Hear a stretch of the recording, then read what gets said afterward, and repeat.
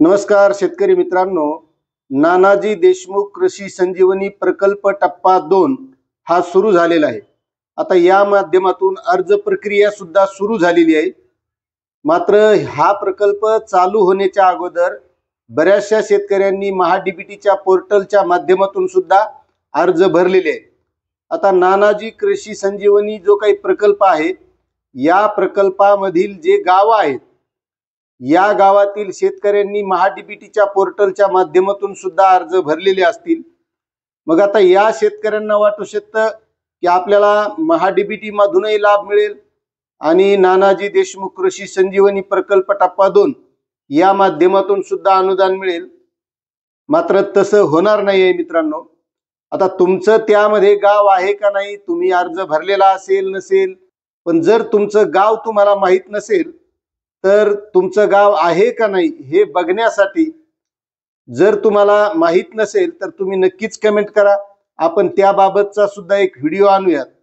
मात्र नानाजी देशमुख कृषी संजीवनी प्रकल्पामध्ये जी गावं येत आहेत, त्या गावातील शेतकऱ्यांनी जर महाडीबीटी पोर्टलच्या माध्यमातून ज्या काही विविध योजना आहेत त्या योजनांसाठी जर अर्ज केलेला असेल तर त्या शेतकऱ्यांसाठी महत्त्वाची माहिती आहे की त्यांचे जे महाडीबीटीच्या पोर्टलच्या माध्यमातून अर्ज भरलेले आहेत, मात्र त्यांची पूर्वसंमती आलेली नाही, अशा शेतकऱ्यांचे जे काही अर्ज आहेत तर ते आता नानाजी देशमुख कृषी संजीवनी प्रकल्प च्या पोर्टलवर हे स्थलांतरित होणार आहेत।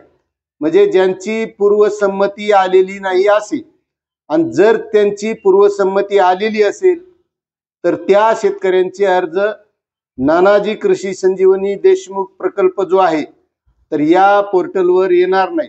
त्यामुळे ज्या शेतकऱ्यांना या योजनेचा लाभ मिळवायचा असेल, त्यांचं गाव या योजनेमध्ये असेल आणि त्यांनी महाडीबीटीवर अर्ज केलेला असेल तर त्यांचे अर्ज इकडे स्थलांतरित होणार आहेत।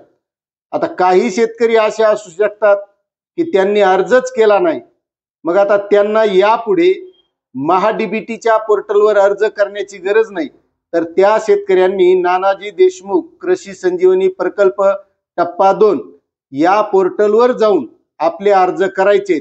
आता सध्या त्यामध्ये ज्या काही अनुदानाच्या गोष्टी आहेत त्यासाठी अर्ज चालू आहेत आणि यापुढेही बऱ्याचशा पाईपलाईनच्या योजना असतील, मोटरच्या योजना असतील, शेळी पालनच्या योजना असतील, त्या टप्प्याटप्प्यानं त्यामध्ये समाविष्ट होतील। त्यानंतर आपल्याला त्यासाठी सुद्धा अर्ज करता येणार आहेत। आता अर्ज केल्याच्या नंतर ज्या काही पुन्हा पुढे प्रक्रिया असतात, त्याची संमती येणं, त्याची पूर्वसंमती आल्याच्या नंतर त्या वस्तू घेणं, त्यासाठी अनुदानाचा अर्ज करणं, या सर्व माहितीचे व्हिडिओ आपण या चॅनलच्या माध्यमातून आणणार आहोत। त्यामुळे तुम्ही जर आपल्या चॅनलवर नवीन असाल तर चॅनलला सबस्क्राईब करा, व्हिडिओला लाईक करा आणि ही माहिती तुम्हाला कशी वाटली नक्कीच कमेंट करा। धन्यवाद।